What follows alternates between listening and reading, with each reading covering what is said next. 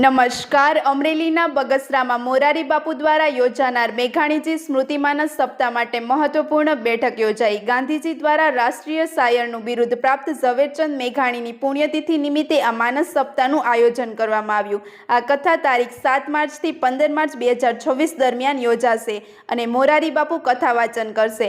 બેઠકમાં મેઘાણીજીના પૌત્ર સહિત વીરપુર જલારામ બાપા પરિવારના પૂજનીય શ્રી ભરત તથા બગસરાની વિવિધ સંસ્થાઓના અગ્રણીઓ હાજર રહ્યા.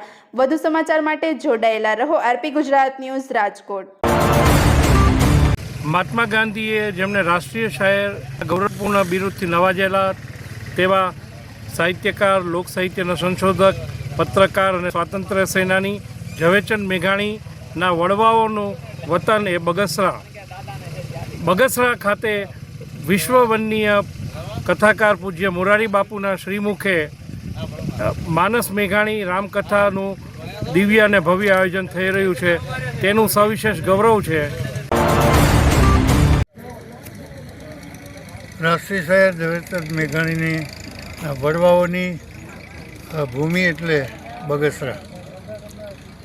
બગસરાના આંગણે આવીએ એટલે સ્વાભાવિક રીતે આપણને મેઘાણીજીની યાદ તાજી થાય, જેમણે ગામડે ગામડે ફરી લોક સાહિત્યનું સંશોધન કર્યું હોય અને એટલું જ નહીં, અનેકવિધ પ્રવૃત્તિમાં જોડાયા પછી પણ સાહિત્યનું ક્ષેત્ર હોય, નાટ્યનું ક્ષેત્ર હોય, સંશોધનનું ક્ષેત્ર હોય, પત્રકારિતાનું ક્ષેત્ર હોય, કે અનેકવિધ પ્રવૃત્તિ કરીને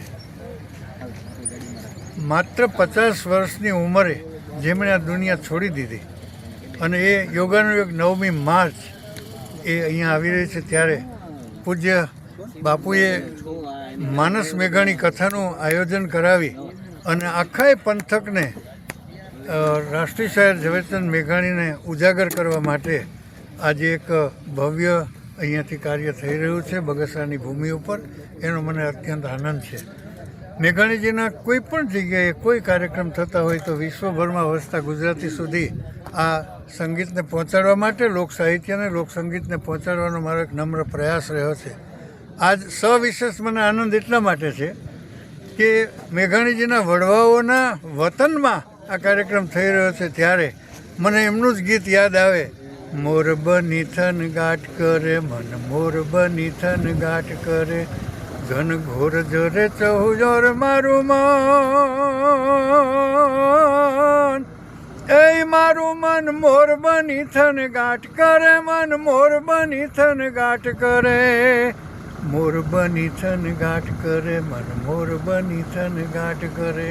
આવો આપણે સૌ અહીંયા મળી અને 7મી માર્ચ આપણે સૌ મળી અને બગસરામાં પૂજ્ય બાપુની આ રામકથા માનસ મેઘાણીમાં આપણે સૌ મળીએ અને આપણા મનને પ્રફુલ્લિત કરીએ.